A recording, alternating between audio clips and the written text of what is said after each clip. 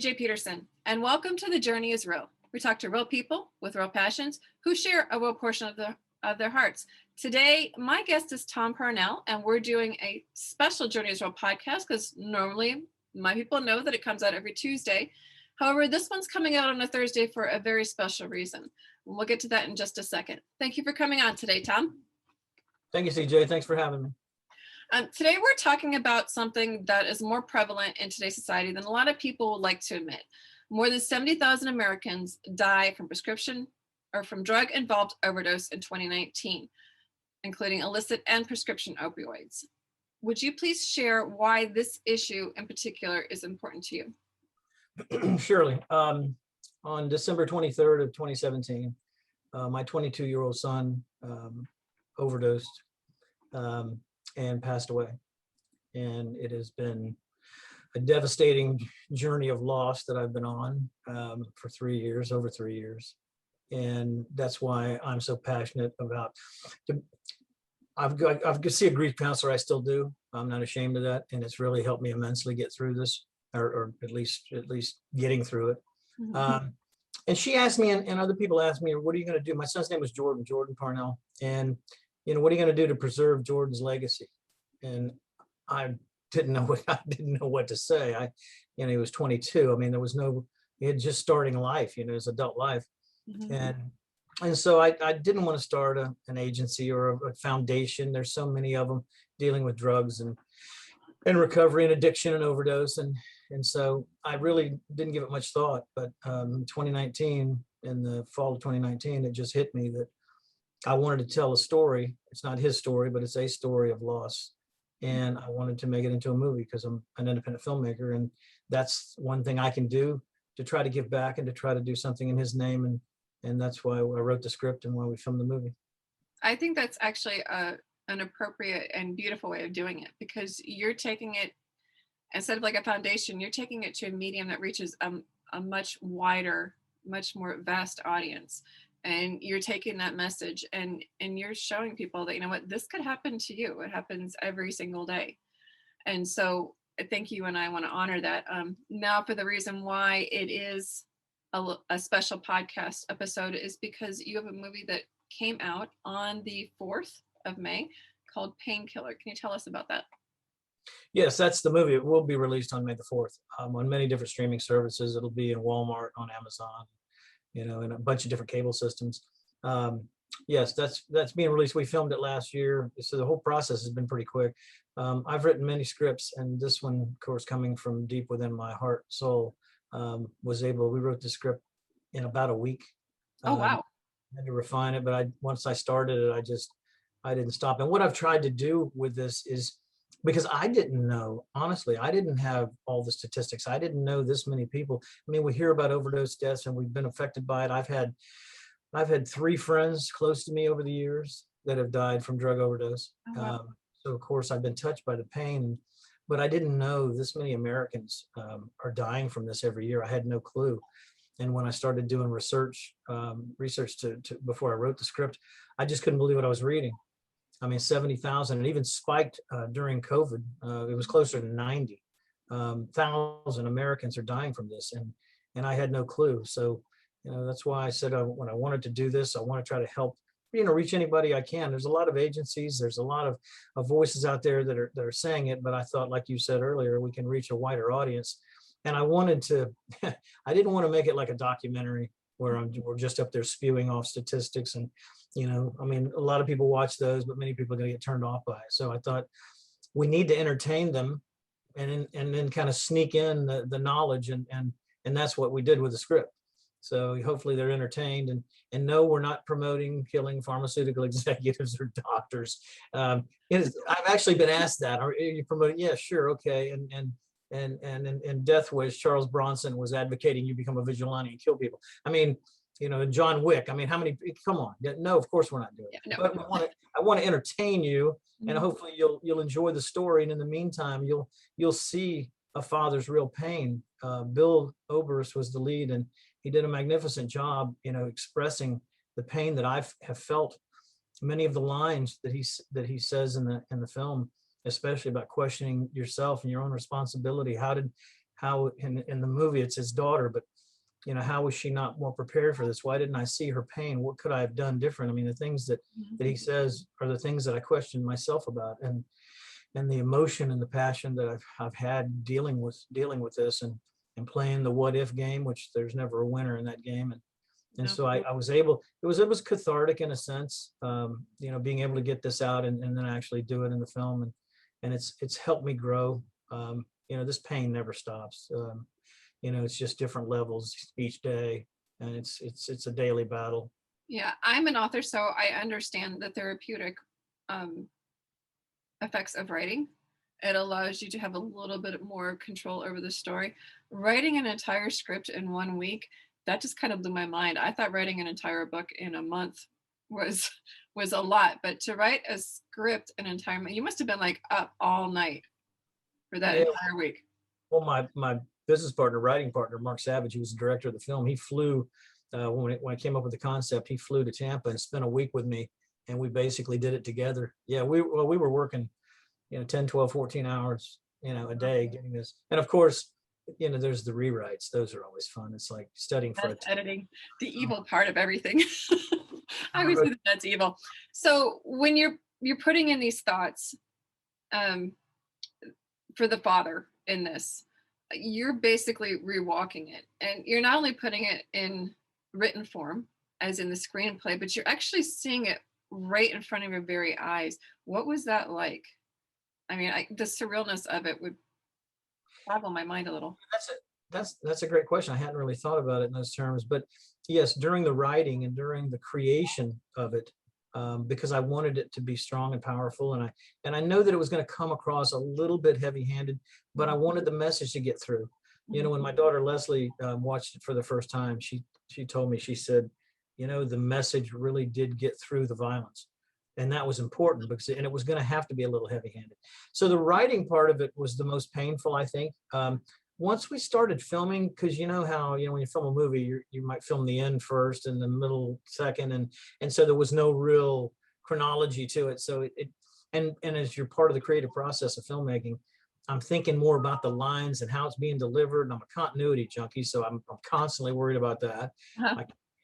I rewrite a lot of the scripts as we're making the film, because if the actor, I talk to the actors, you know, do you feel comfortable with that line? You know, what do you think? So we have this process. So I'm so tied up with that it really wasn't painful during the filming, but the first time I saw it, I mean, that was tough. Yes, that was tough. And Bill just came across so real, and the pain that I felt, he really, I think it really shows through. Awesome. Can you give us a little peek into the movie? You kind of touched the parts that are a little heavy-handed, but can you kind of give us a general? Sure. What it is about a man who lost his only daughter to an opioid overdose. And like me, I mean, he didn't know that his daughter was using opioids. And they're so strong, little statistic, you know, you can become addicted in 5 days. You know, it's amazing how powerful these things are and how quickly addiction strikes. But, you know, he doesn't know what to do. He doesn't know how to handle it. He doesn't, you know, he just wants to feel better. He wants to find an answer, you know? And so he decides to become a vigilante, and he starts killing. He kills a drug dealer. He kills doctors who are taking kickbacks, and pharmaceutical executives. Now, the first movie that Bill was in with me was called Stress to Kill. So it's not really a sequel, but those two characters are common. And so he comes to see me because he sees that my license has been suspended, because I've got a notorious business partner, one Michael Pere, who is trying to get a patent that I've created for heart patients that's actually stronger than fentanyl, because he wants to market it as another painkiller. Oh, And so Bill and I tend to team up, and you know, he tells me that he's the killer, and I, you know, taken back, but you know, I tend to soften to it because I see the effect he's having. And so we go on this journey together. And I won't give away the ending, but no, don't give away the ending. That's the part that you got to sit through it. I just kind of wanted a basic idea of, you know, what it was. Sure. And he's got, the thing is, I had to come up with too, and I give Mark credit for this because it was his idea. You know, you can have dialogue between characters, and I mean, you can change the entire focus of a movie with one line. Mhm. It's that powerful. But you know, just having dialogue, to get out the message that we wanted to get out, he came up with the idea of Bill having a radio show, a radio talk show. And so he's taking callers. And so you're able to get the counterpoint through the talk show. And so people are calling up, and you've got people that have lost loved ones, and he gives advice. And then you've got the ones calling up to saying, these losers, I mean, all they need to do is, just take the recommended dosage, and they wouldn't be going through this. And then he's able to address that with the facts and the statistics and the knowledge of what he's looking at. And so that's kind of how we got it through. And I think it was pretty effective. I like that. I like that idea. That's really good, because you're presenting both sides, and like I said, you're coming at it from a different point of view than what you actually walked through it in the movie, because he did go vigilante. So you can kind of go through the motions and everything with him once it's done. But seeing it, like you said, seeing it just being played out chronologically, beginning to end, the heaviness of it, I just, like I said, I couldn't imagine that. If I saw one of my books in a movie, because a lot of my stories are in my books, I can't imagine I would be able to sit through it very easily. My husband is a retired Navy senior chief, and he was in a documentary about PTSD. And it went up, and just seeing the realness of it was kind of a lot. So how has this helped your family in working through the loss of Jordan?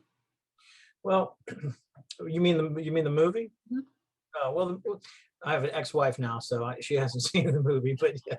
But my daughter, my daughter has been the one. My daughter's the one that was affected. I have to say, more than I was. As much as I love that boy, and he was my whole life, but they were very close siblings, and she had to see it. I didn't have to see it. He was out in Reno to have Christmas with her and my ex-wife, and she called me with the news, and she was there with him, and he was already gone. And I didn't know what level. She's just calling me and telling me, he's gone, he's dead. And I had her in frantic mode trying to do CPR. I don't know, give him mouth to mouth. What, turns out he'd been gone for hours. And it's been really hard on her. And her and she moved, she lives in Tahoe, and I fly out there several times a year. And we go through this together, and she's doing real well. In fact, she's in graduate school now in psychology because she wants to be a grief counselor. So it's kind of helped. Oh, awesome. Yeah. So that's her way of helping others too. Yeah, but she's doing better now. She's now pregnant with my first grandchild, and it's coming congratulations in June. So life does go on, and we're it trying does, but people are always like, well, you got to get over a loss. You don't get over a loss, you just learn to live with the hole that's still in your heart. But you're taking his story and you're honoring him by sharing it with others. So I think it's beautiful. Thank you. I wrote a line and that the detective tells Bill when he's hurting the worst, and she says that pain is the price that we pay for the memories. Because if I'm going to get over it and I'm not going to feel the pain, I'm not going to remember him. I'm not going to as much. I'm not going to relive those beautiful memories, because we had 22 great years together that I'll never forget. And so that's something that you just learn to deal with it. It strikes me that so many people we just don't know how to deal with death.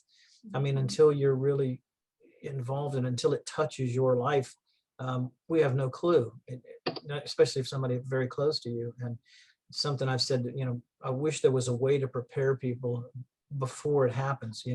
I wish there was a way that we could get together and write eulogies for each other while we're still alive, and use that time to and prepare for that. But it's just not part of our culture. Yeah, I lost my mom at the end of January, and she was in hospice for about a month and a half before she passed. And there really is no way to prepare for it, even if you've got the time. You never know when it's going to happen, and you just have to look for the good in that person's life, or what you can do to honor that person in the best possible way. You're right. The cliches. Oh my gosh, it was so irritating. I mean, parents should never bear child. I can't even imagine what you're going through. Oh, I got so tired of that. I mean, translation, you're the unluckiest son of a gun that's on the face of the earth, but I'm okay. But, it's like, just Mhm. stop talking, just be there. I'll give you an example. A kid that's actually a professional baseball player now, and he played ball with my son. And I hadn't seen him since he passed. It was about a couple of months later, and was at an event. And this kid was 22, 23 years old as well. And with all the people that have tried to help and this kid saw me across the room. He comes up to me. He looks me in the eye. He doesn't say a word. He touches his forehead to mine, Mm. patted me on the shoulders, and walked away. And I will never forget that. I mean, it was just so touching, and he didn't need to say anything, because I know how I felt about my son too. And it was amazing, and I don't think I'll ever forget that. Yeah, well, there's something to be said that, you know what, words don't always convey it. Sometimes you just need a hug. Sometimes you just need a pat. Just sit there with the person. And so that was really cool. Sorry. Not sorry. Oh, I know. Yeah. Sorry. We have about 5 minutes left. Is there anything you would like to add? Well, people that have not been touched by this tragedy, and so many have, my goodness, especially with the numbers growing, and they don't understand, and nor can they, I suppose, until they're put in a situation. But so many have been touched by, with relatives and friends and family and colleagues, and it's a horrible thing. It's a darn crisis that just needs to be addressed. We need to educate people. And if you haven't been touched by it, I hate to say this, but stay tuned, because if we don't do something to curb this tragedy, it's only going to get worse, and you are going to be touched by it in some form or fashion. A friend of mine just had hernia surgery last year, and he told me this the other day, that of course they prescribed oxycodone. He took it the first night. He'd slept better than he had since he was a teenager, and it scared the hell out of him because he felt so good. He threw the rest of the pills away. That's what you need to do. There's so many non-narcotic pain relievers that you can ask for. You don't have to take narcotics. Ibuprofen, naproxen. There's a number of them out there. Please educate your family. To try to curb this, because when they ask me, well, so are there how many deaths? Some are fentanyl and heroin. Oh, these are really bad drugs. Why are they taking that? I'm sorry, but those guys didn't, and women didn't start with fentanyl and with heroin. They started usually with opioids, because they can get them, and they're legal, and they're prescribed, and it leads to these harder drugs. But the last thing I'd say about my son and his legacy is that if I can help save just one life, and I may never know it and get the feedback that I have, but I feel like if I can save one life, that will be his legacy, and something I think he would be proud of. I think that's beautiful. And I do thank you for sharing your heart today, because I know it wasn't easy. And I do thank you for making the movie. The movie's called Painkiller. Please stay tuned to the podcast. I will have the links for the trailer, and I will have the links for Amazon as well.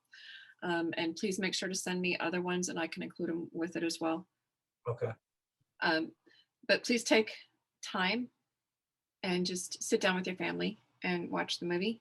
And it may open up some questions between you and your child or your teenager before they head into this area.